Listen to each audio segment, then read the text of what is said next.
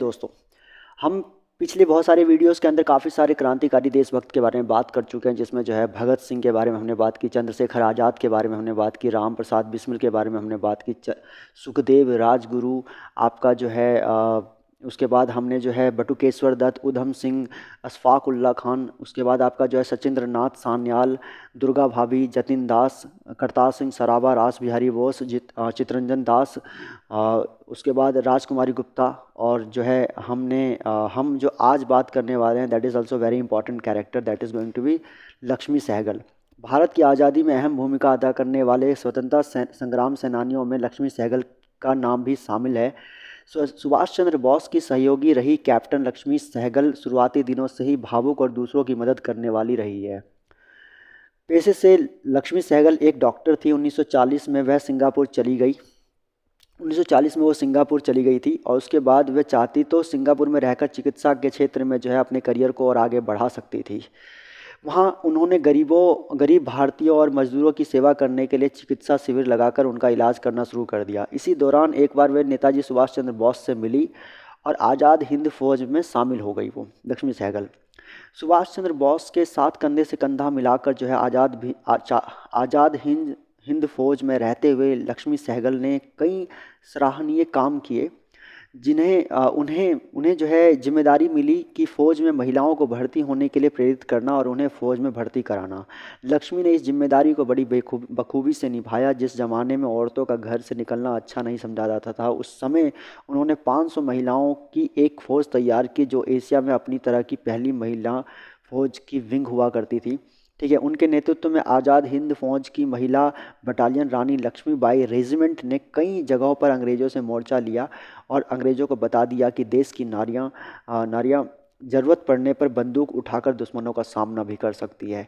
तो लक्ष्मी सहगल के बारे में अगर आप देखेंगे तो सबसे इम्पॉर्टेंट चीज़ जो मैंने इसमें कंसिडर की वो क्या कि पहली बात तो वो जो है मतलब कि आपका जो है पेशे से जो है वो क्या है, वो एक डॉक्टर है। 1940 में वो सिंगापुर जाती हैं। सिंगापुर में वहाँ पर गरीब भारतीय मज़दूरों की, महिलाओं की जो है वो मदद करती है और चिकित्सा का एक शिविर लगाती है। सुभाष चंद्र बोस से बाद में उनकी मुलाकात होती है। सुभाष चंद्र बोस के साथ जुड़कर वो आज़ाद हिंद फौज के लिए काम करने लग जाती है। बाद में सुभाष चंद्र बोस जो है उन्हें रानी लक्ष्मीबाई रेजिमेंट का जो है वो प्रेसिडेंट बना देती है और उन्हें ये जिम्मेदारी दी जाती है कि आप जो हैं जितनी भी महिलाएं हैं उन्हें मोटिवेट करेंगे और एक रेजिमेंट वो महिलाओं का भी तैयार करने की जिम्मेदारी उनके कंधों पे थी। तो उन्होंने 500 महिलाओं का एक रेजिमेंट तैयार किया जिसका नाम था रानी लक्ष्मीबाई रेजिमेंट। तो ये कहानी थी लक्ष्मी सहगल की। और उसके बाद अगली कहानी आपके बीच में है जो मैं शेयर करने जा रहा हूँ, दैट इज़ बीजू पटनायक। भारतीय स्वतंत्रता संग्राम अपने आप में एक अनोखी मिसाल है। इसमें सभी वर्गों के लोगों ने सभी प्रकार की जाति, पंथ या धर्म से ऊपर उठकर एकजुट होकर एक उद्देश्य के लिए काम किया, नो डाउट। इनमें एक नाम बीजू पटनायक का भी है। बीजू पटनायक बहुत ही वीर पुरुष थे। उन्होंने कड़ी मेहनत से अपना नाम और प्रसिद्धि हासिल की थी। वे लोगों को प्रेरित करने और उनका विश्वास हासिल करने में कुशल थे। हमारा एक छोटा सा कदम भी बहुत बड़ी क्रांति ला सकता है, यह बात हमें बीजू पटनायक ने सिखाई। उन्हें विमानों ने उद्योग में काफ़ी रुचि थी। वे एक पायलट के रूप में प्रशिक्षित हुए और उन्होंने निजी एयरलाइंस के साथ उड़ान भरी, किंतु द्वितीय विश्व युद्ध में रॉयल इंडियन फोर्स में शामिल हो गए। ध्यान से सुनना बीजू पटनायक के बारे में। उन्हें विमानों के उद्योग में काफ़ी रुचि थी। वे एक पायलट के रूप में प्रशिक्षित थे। उन्होंने निजी वो पहले क्या देखिए, दो चीज़ें। पहली बात तो विमान के क्षेत्र में उन्हें बहुत रुचि थी। दूसरी बात वो क्या थे, वो एक पायलट हुआ करते थे। उसके बाद क्या हुआ, उन्होंने निजी एयरलाइंस के साथ उड़ान भरी, किंतु मतलब प्राइवेट एयरलाइंस जो थी उसके साथ उन्होंने उड़ान भरी। भरने के बाद जो है वो विश्व युद्ध में रॉयल इंडियन फोर्स में शामिल हो गए। विश्व युद्ध में जो है वो रॉयल इंडियन फोर्स में शामिल हो गए। रॉयल इंडियन फोर्स में वो जो है शामिल हो गए द्वितीय विश्व युद्ध में, सेकंड क्या कहते वर्ल्ड वॉर में। उन्होंने महात्मा गांधी जी से प्रेरित होकर स्वतंत्रता संग्राम में सक्रिय रूप से भाग लिया। भारत छोड़ो आंदोलन के दौरान से स्वतंत्रता सेनानियों को अपने हवाई जहाज में खुफिया तरीके से एक जगह से दूसरी जगह ले जाने में मदद करते थे। क्या करते थे, भारत छोड़ो आंदोलन के दौरान वे स्वतंत्रता सेनानियों को अपने हवाई जहाज में खुफिया तरीके से, भारत छोड़ो आंदोलन के दौरान जो है वह स्वतंत्रता सेनानियों को हवाई जहाज में खुफिया तरीके से एक जगह से दूसरी जगह ले जाने में मदद करते थे और इसके लिए जेल भी भेजे गए। उन्होंने बर्मा में एयर ड्रॉपिंग के जरिए ब्रिटिश आर्मी के उन भारतीय एयर ड्रॉपिंग के जरिए ब्रिटिश आर्मी के उन भारतीय सैनिकों को भी जागरूक किया जो म्यांमार के खिलाफ अंग्रेजों की ओर से लड़ रहे थे। उन तक भारत की आज़ादी की लड़ाई की सूचना देने के लिए निजी हवाई जहाज़ द्वारा उन्होंने पर्चे डाले, जिससे जिससे ज़्यादा से ज़्यादा लोग भारत की आज़ादी के लिए संग्राम से जुड़ सके, मतलब आज़ादी के संग्राम में जुड़ सके। यह है देश के लिए कुछ करने का जज्बा कि आप जहाँ भी हो, जिस भी देश में, जिस जैसे भी हो, आ, और बल्कि जिस देश में भी हो, देश के हित के लिए सोचे और उसके हित की दिशा में जो है आप सब काम करें। इसका एक बहुत अच्छा उदाहरण है बिजू पटनायक, जिन्होंने मतलब एयरलाइंस की तरफ से जो है उसकी उस सेक्टर से जो है इन्होंने जो है देश के लिए मतलब सेवा प्रदान की। उसके बाद देखिए, अब बिजू पटनायक का कैरेक्टर बहुत लोग नहीं जानते होंगे। इसी तरीके से हमारे पास बहुत सारे कैरेक्टर्स हैं, आई एम टेलिंग यू। अगला कैरेक्टर जो हमारे बीच में है वो सेनापति बापट। अब सेनापति बापट एक ऐसे क्रांतिकारी थे जो पेरिस से बम बनाने की विधि सीखकर 1908 में बम मैनुअल के साथ भारत लौटे। ये पेरिस में जो है, पेरिस जो कि कैपिटल है आपका फ्रांस की, तो फ्रांस की कैपिटल में जो है आपका 1908 में जो है बम मैनुअल लेकर वापस लौटे वहाँ से सीखने, मतलब पूरी कला सीख कर, और उसे पूरे देश के क्रांतिकारियों में गुप्त रूप से बांटने का काम किया। देश के तमाम क्रांतिकारियों को जो है वो बम बनाने की टेक्निक जो है इन्होंने शेयर की। उन्होंने अपने मैकेनिकल इंजीनियरिंग की डिग्री का इस्तेमाल अंग्रेज़ों की नौकरी के लिए नहीं बल्कि भारत के क्रांतिकारियों को बम बनाना सिखाने के लिए किया। देख रहे हो, he was very clear from the beginning that he was not preparing for the mechanical engineering for the purpose of serving the British Empire. Rather than he was already cleared that I will work for the revolutionary activities for the freedom struggle of India. तो कहीं ना कहीं आप देख सकते हैं कि ये काफ़ी ज़्यादा क्लियर थे स्टार्टिंग से ही। उसके बाद भारत के क्रांतिकारियों ने अंग्रेजी हुकूमत के ऊपर इतने बम बरसाने शुरू किए कि उनकी नींद उड़ गई, और ये हकीकत है। ये सेनापति बापट के नाम से मशहूर हुए। सेनापति बापट के नाम से ये जो है काफ़ी मशहूरी इन्होंने, मतलब मशहूरियत इन्होंने हासिल की। पांडुरंग महादेव बापट भारतीय स्वतंत्रता संग्राम की एक बेहद जरूरी कड़ी थे। 1921 में हुए मुलसी सत्याग्रह का नेतृत्व करने के कारण उन्हें सेनापति के नाम से जाना जाने लगा था। ध्यान रखना, पांडुरंग महादेव बापट नाम था इनका, पांडुरंग महादेव बापट। 1921 में मुलसी सत्याग्रह के बाद जो है इनको नाम पड़ा क्या, इनका, सेनापति।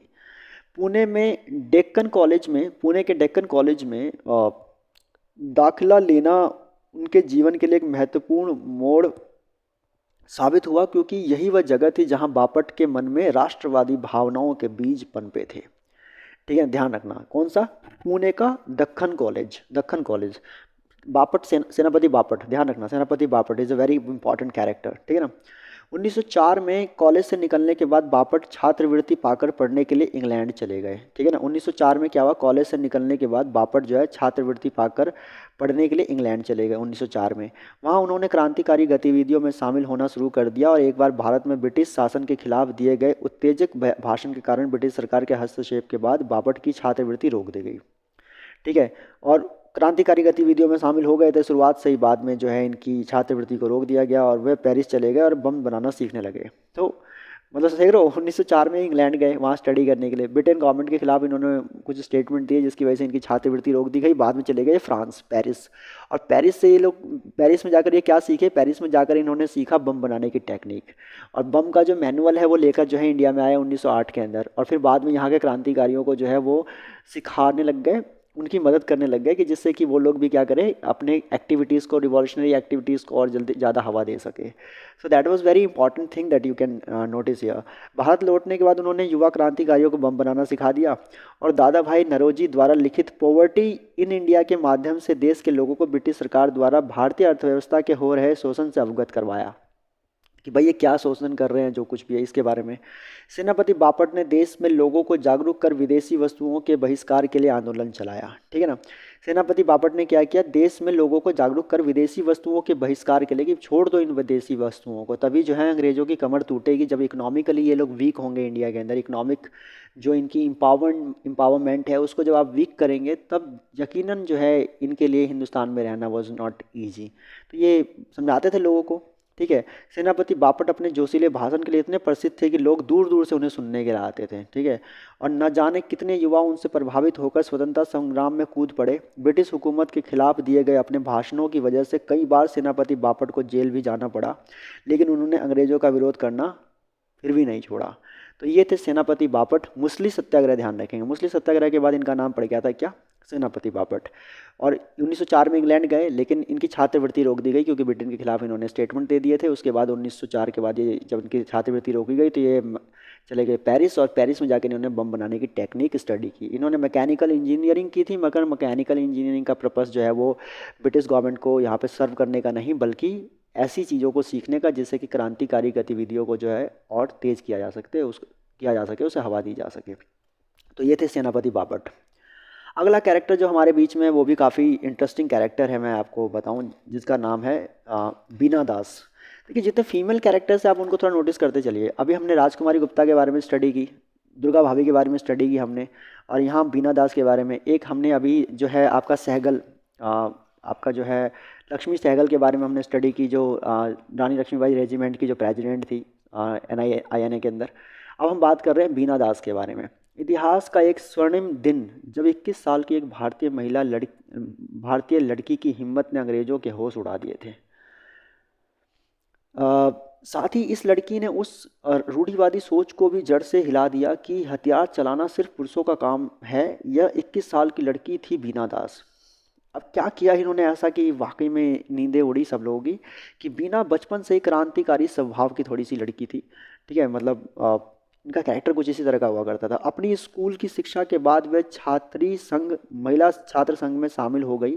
संघ में सभी छात्राओं को लाठी तलवार चलाने के लिए, ये छात्रा संघ के अंदर जो है ये शामिल हो गई, महिला छात्र संघ के अंदर। ठीक है, और उसके बाद इन्होंने क्या किया, संघ में छात्राओं को जो लाठी तलवार चलाने की टेक्निक है, साथ साथ साइकिल और गाड़ी चलाना भी सिखाया जाता था, वो इन्होंने सीखा। साइमन कमीशन के बहिष्कार के समय बीना ने अपनी कक्षा की कुछ अन्य छात्राओं के साथ अपने कॉलेज के फाटक पर धरना दिया। कॉलेज के फाटक पे वे स्वयं सेवक के रूप में कांग्रेस अधिवेशन में सम्मिलित हुई, स्वयं सेवक के रूप में। और इसके बाद वे युगांतर दल के क्रांतिकारियों के संपर्क में आ गई। ठीक है, युगांतर दल के। उसके बाद बीना दास को BA की परीक्षा पूरी करके दीक्षांत समारोह में अपनी डिग्री लेनी थी। जिस दिन उन दिनों बंगाल के गवर्नर जैक्सन को कलकत्ता विश्वविद्यालय के विद्यार्थियों को दीक्षांत समारोह में उपाधियां बांटनी होती थी। बीना ने अपने साथियों से बात करके यह तय किया कि डिग्री लेते समय वह दीक्षांत भाषण देने वाले बंगाल के गवर्नर को अपनी गोली का निशाना बनाएंगी, क्योंकि बंगाल के गवर्नर उस सिस्टम का प्रतिनिधित्व करते हैं जिसने मेरे 30 करोड़ देशवासियों को गुलामी की जंजीरों में जकड़ा हुआ है। देख रहे हो, सीधा गवर्नर को मारने की प्लानिंग चल रही है बीना दास की यहाँ पे। ठीक है ना, और ग्रेजुएट हो चुकी हैं, मतलब उस टाइम पे ग्रेजुएट, जब क्या कहते लड़कियाँ पढ़ने को, मतलब पढ़ने के लिए इतना ज़्यादा उनको सपोर्ट भी किया जाता था, तब ये स्टडीज़ को लेकर जो है इतनी जागरूक हुआ करती थी बीना दास। ध्यान रखना, बंगाल हमेशा से इन सब चीज़ों में बहुत आगे रहा है। कदम्बनी गांगुली का नाम सुना होगा आप लोगों ने। She was the first graduate from the Calcutta university. She was the first female graduate from the Calcutta university in 18 I think so around 90 की बात है शायद, या 1890 या 1885 समथिंग के बीच की बात है। उसी 1885 से लेकर 90 के बीच की बात है। उसी तरीके से कदम्बनी गांगुली के बाद आप बीना दास के बारे में देखेंगे, ये भी इसी जगह से बिलोंग करती है, ध्यान रखना। तो बंगाल की महिलाएं स्टार्टिंग से पढ़ने में बहुत अच्छी थी। अभी बंगाल और बिहार को पता नहीं क्या नज़र लग गई है, वरना हालांकि इंटेलिजेंस में कोई डाउट नहीं है, बिहार के लोग आज भी बहुत टॉप पे बैठे हुए हैं। लेकिन कहीं ना कहीं आप देखोगे कि बहुत बड़ा तबका जो है बिहार और बंगाल का जो है वो शिक्षा से वंचित है, या हो सकता है कि एक क्वालिटेटिव एजुकेशन से वंचित है। मेरा कहने का सेंस ये है। ठीक है, बिना दास की प्लानिंग ये थी। उसके बाद क्या हुआ कि जैसे ही जैक्सन ने समारोह में अपना भाषण देना शुरू किया, बीना ने भरी सभा में उठकर गवर्नर पर गोली चला दी, पर बीना का निशाना चूक गया और गोली जैक्सन के कान के पास से होकर गुजरी। गोली की आवाज़ से सभा में अफरा तफरी मच गई। इतने में लेफ्टिनेंट कर्नल सुहरावर्दी ने दौड़कर बीना का गला एक हाथ से दबा दिया और दूसरे हाथ से पिस्तौल वाली कलाई पकड़कर हॉल की छाती की तरफ ले गए। लेफ्टिनेंट कर्नल क्या नाम है, सुहरावर्दी, और गोली जिस पे चलाई थी वो कौन थे, वो थे क्या कहते हैं मिस्टर जैक्सन के ऊपर गोली चलाई। और आपका जो है आपके जो है सुहरावर्दी ने जो है, कर्नल सुहरावर्दी ने यहाँ पे मतलब कि जो है पकड़ लिया बीना दास को। इसके बावजूद बीना एक के बाद एक गोलियां चलाती रही। उन्होंने कुल 5 गोलियां चलाई। बीना को तुरंत ब्रिटिश पुलिस ने गिरफ्तार कर लिया। बीना दास पर मुकदमा चलाया गया और उन्हें 9 साल कठोर कारावास की सज़ा सुना दी गई। मुकदमे के दौरान उन पर काफ़ी दबाव बनाया गया कि वे अपने साथियों के नाम उगल दें, लेकिन बीना दास ने बिना बिना जो है वो टस से मस नहीं हुई। उन्होंने मुकदमे के दौरान कहा, मैं स्वीकार करती हूँ कि मैंने सीनेट हाउस में अंतिम दीक्षांत समारोह के दिन गवर्नर पर गोली चलाई थी। मैं खुद को इसके लिए पूरी तरह से जिम्मेदार मानती हूँ और अगर मेरी नियति मृत्यु है तो मैं इसे अर्थपूर्ण बनाना चाहती हूँ। सरकार की इस निरंकुश प्रणाली से लड़ते हुए जिसने मेरे देश और देशवासियों पर अनगिनत अत्याचार किए हैं, ऐसी थी इन देशवासियों की ताकत जो ठान लिया वह करके ही दम लेते थे। अपने पर ही अकेले जब जुल्म सह जाते थे, परंतु अपने साथियों और देशवासियों को मुसीबत में नहीं डालते थे। ये थी Bina Das. She was a very revolutionary character. मुझे ईमानदारी से बताना, बीना दास के बारे में आप क्या पहले जानते थे? क्या बहुत सारे लोग जो इस वीडियो को देख रहे हैं या इन फ्यूचर कभी देखेंगे, तो क्या आप लोग मुझे बताना कि आप बीना दास के बारे में जानते थे? This is the question that is standing before every citizen of this nation, and that's why the chief minister of Delhi, Arvind Kejriwal, has introduced the book, this particular book, देशभक्त क्रांतिकारी, कि आपको पता चले कि ऐसे ऐसे हमारे जो हीरे थे ना देश के, उनके बारे में आपको जानकारी मिले और आप इनसे प्रेरणा ले, आपके बीच में भी ये मनोबल आए। उसके बाद जो हमारे पास अगला है वो आंध्र केसरी प्रकाशम पांटुलु। 1928 में जब साइमन कमीशन मद्रास पहुंचा तो वहां उसे विरोध कर रही भीड़ के साइमन गो बैक के नारों का सामना करना पड़ा। जैसा कि आप जानते हैं 1928 के अंदर जो है वो साइमन गो बैक का जो है नारा जो है वो काफ़ी फेमस थी, मतलब इंडिया के अंदर चलाया गया था। You know very well about these things, ठीक है। शहर के प्रमुख चौक पर प्रदर्शनकारियों पर पुलिस ने अंधाधुंध गोलियां चलाई और एक युवा आंदोलनकारी की मौके पर ही मौत हो गई। जुलूस का नेतृत्व कर रहे नेता जब मारे गए युवा की पहचान करने उसके शव के पास पहुंचे तो पुलिस ने उन पर बंदूकें तान दी। उसी भीड़ में से एक व्यक्ति ने आगे बढ़कर अपने कोट के बटन खोले और पुलिस की बंदूक के सामने अपना सीना तान कर खड़ा हो गया और बोला, मुझे गोली मारो। उसकी इस बहादुरी से पुलिस अधिकारी ने अपनी रिवॉल्वर वापस रख ली। भीड़ ने जोर से चिल्लाकर कहा, आंध्र केसरी की जय, आंध्र केसरी की जय। वे बहादुर व्यक्ति थे तंगुतुरी प्रकाशम पांटुलु, जिन्हें तब से लोग आंध्र केसरी कहने लगे। गांधी जी के आह्वान पर प्रकाशम ने 1921 में वकालत छोड़ दी और एक अंग्रेजी दैनिक अखबार स्वराज्य शुरू कर दिया। स्वराज्य नाम का एक न्यूज़पेपर स्टार्ट किया इन्होंने और यह दक्षिण भारत के देशभक्तों के लिए आज़ादी की लड़ाई का हथियार बन गया। प्रकाशम ने नमक सत्याग्रह और भारत छोड़ो आंदोलन में अपनी सक्रिय भूमिका निभाई और अपने साथ लगातार युवा क्रांतिकारियों को जोड़ते रहे। तो ये काम भी करने में जो है आपका आंध्र केसरी प्रकाशम पांटुलु का जो है बहुत बड़ा योगदान रहा, ठीक है। ये मतलब एक इंसिडेंट था कि जब कोई नहीं देख रहा था और उसमें जब मृत्यु हो गई एक लड़के की गोली चलने से, तो उसको देखने तक की हिम्मत जब किसी में नहीं थी तो इन्होंने आगे बढ़ के उसे देखा और जब इन पे गोली तानी गई तो इन्होंने कहा कि मारो। इन्होंने अपना जो है कोट इन्होंने खोला और इन्होंने कहा कि मारो, मुझे गोली मारनी है। तो वो जो थी उसके बाद जो लोग चिल्लाए आंध्र केसरी, तो इससे नाम ही पड़ गया इनका आंध्र केसरी प्रकाशम पांटुलु। तो ये भी एक बहुत इंपॉर्टेंट चीज़ है, ठीक है। उसके बाद अगले कैरेक्टर जो हमारे बीच में है इनका नाम है हेमू कलानी। अब हेमू कलानी के बारे में हम एक बार स्टडी करेंगे। हेमू कलानी ये क्या कैरेक्टर है? शहीद भगत सिंह के बलिदान और साहस से प्रेरणा लेकर देश के कोने कोने में हजारों नौजवान अपनी जान हथेली पर लेकर अंग्रेज़ों से लड़ने निकल पड़े थे, जो कि भगत सिंह का मकसद भी था और वो पूरा हुआ। काफ़ी लोग इसके बाद इस इंसिडेंट के बाद जो है काफ़ी लोग जो हैं वो आपका मोटिवेट हुए और उन लोगों ने जो है इस चीज़ के ऊपर काम करना स्टार्ट कर दिया। थोड़ा सा मैं कैमरा ठीक कर लूँ, ठीक है। हाँ, okay. So I was talking about कि काफ़ी सारे लोग जो हैं वो भगत सिंह के और चंद्रशेखर आज़ाद या इनके पूरे ग्रुप, सुखदेव, राजगुरु, अशफाक उल्ला खान, दुर्गा भाभी, इन सब के जो ग्रुप से जो इंस्पायर हुए काफ़ी लोग, उनमें से एक कहानी है कि एक महत्वपूर्ण नाम है शहीद हेमू कालानी का। भगत सिंह के रास्ते पर चलने का जज्बा इनमें 7 साल की उम्र से ही आ गया था। केवल 19 साल की उम्र में, सिर्फ 19 साल की उम्र में जो है जी हाँ, सिर्फ उस उम्र में जब आज के बच्चे स्कूल पास करके कॉलेज में एडमिशन ले रहे होते हैं, उस उम्र में 23 जनवरी 19 साल की उम्र में जो है 23 जनवरी 1943 को वीर हेमू कालानी हंसते हंसते आज़ादी के लिए फांसी के फंदे पर झूल गए। 23 जनवरी को, शायद 23 जनवरी अगर आपको पता हो कि ये हमारा पराक्रम दिवस दिवस भी होता है। हमारे डॉक्टर सुभाष चंद्र बोस, और सॉरी डॉक्टर कह रहा हूँ कि आपके सुभाष चंद्र बोस जो हैं उनकी जयंती होती है इस दिन 23 जनवरी को। और उसी दिन देखिए जो है ये जो है मतलब कि आपका जो है इस देश के लिए अपनी जानों की आहुति दे गए। तो अगर अगली बार से आप कभी पराक्रम दिवस मनाएं तो आप एक श्रद्धांजलि जो है वो हेमू कलानी के नाम पे भी दें, ठीक है। मैं आपसे रिक्वेस्ट करूंगा इस चीज़ के लिए। जब से जब वे 7 साल के थे उन्होंने भगत सिंह की कुर्बानी के बारे में पहली बार सुना था। उसके बाद से हेमू गांव की गलियों में अपने दोस्तों के साथ तिरंगा झंडा लिए देश प्रेम के गीत गाते और भारत माता की जय के नारे साथ जोश में भरने का काम करते रहते थे।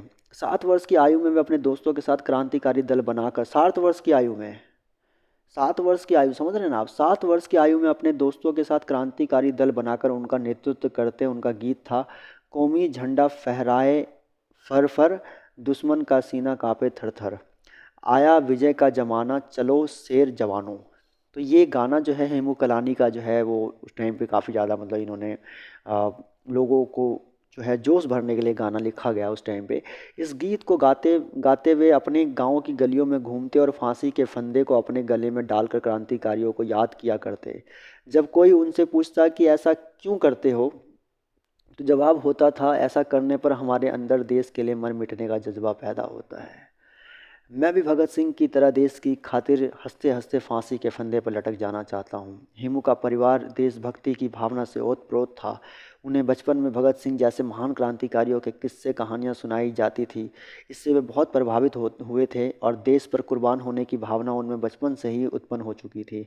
हेमू को ब्रिटिश सरकार के खिलाफ छापामार गतिविधियों, वाहनों को जलाने व क्रांतिकारी जुलूसों जैसे क्रांतिकारी के तौर पर पहचाने जाने लगा था। 1942 में जब महात्मा गांधी जी ने भारत छोड़ो आंदोलन चलाया तो हेमू अपने साथियों के साथ बड़े जोश के साथ उसमें कूद पड़े। और जब इस आंदोलन से जुड़े महात्मा गांधी, खान अब्दुल गफार जैसे क्रांतिकारियों को गिरफ्तार कर लिया गया तो इस आंदोलन की ज्वाला और भड़क उठी। अक्टूबर 1942 में जब हेमू को पता चला कि अंग्रेज़ों का एक दस्ता हथियारों से भरी ट्रेन को लेकर उनके नगर से गुजरने वाला है, तब उन्होंने अपने साथियों के साथ पटरी की फिश प्लेट खोलकर रेल को पटरी से उतारने का एक प्लान बनाया।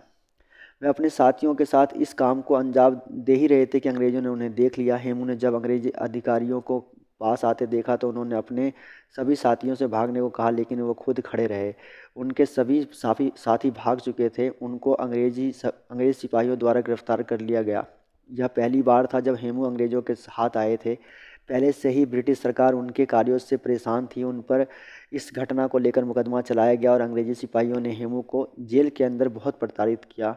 वे उनसे उनके साथियों के नाम उगलवाना चाहते थे, मगर कई यातनाएं झेलने के बाद भी हेमू ने मुंह नहीं खोला और अंग्रेज़ी हुकूमत ने उन्हें कई सारे प्रलोभन भी दिए। इसके बावजूद उन्होंने अपने दोस्तों का नाम नहीं बताया। अंत में उन्हें फांसी की सज़ा सुना दी गई। इस नौजवान क्रांतिकारी को 19 साल की उम्र में 23 जनवरी 1943 को फांसी के फंदे पर लटका दिया गया।